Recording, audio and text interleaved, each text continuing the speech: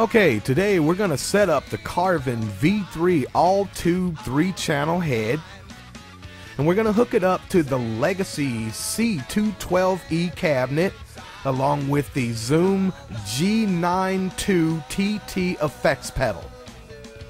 Okay, now let's turn it around, look at the effects pedal from the back, and we have them labeled. Red is input, it's just a piece of tape.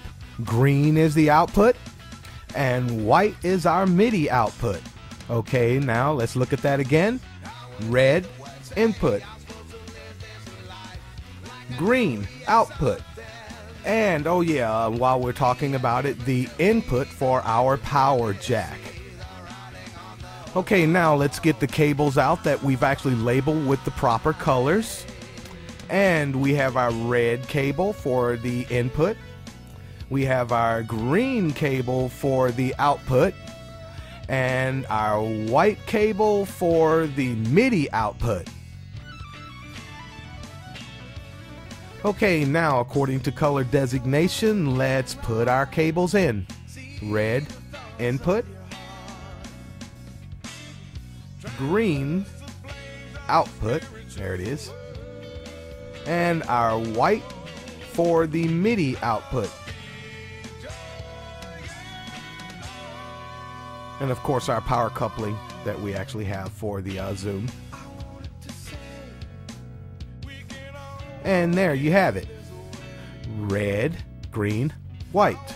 Power. All four. Okay, that sets up the Zoom. Now let's go to the head. We have the Carvin V3 head. It's an all-two head, 3 channels. Thing really rocks hard. Okay, now let's turn her around and look at the back, and here's our cables. Our green, our red, and these are the effects send and returns. See, we have them labeled green and red, and white for MIDI output. Oh yes, and the power input and the speaker output. Here's our cables. Green, that's input. Red, output. The red output goes to the input of the Zoom. And then we have our MIDI. That comes from the output of the Zoom and goes into the input of the V3. This is to change the channels. And here we go with our power cable. This is a standard type that you can find just about anywhere, in case you ever lose one. And last, we will put in our speaker cable. I know mine's kind of bent a little bit, but hey, it works. And we will put it in our output, set at 8 ohms for the C212 cabinet.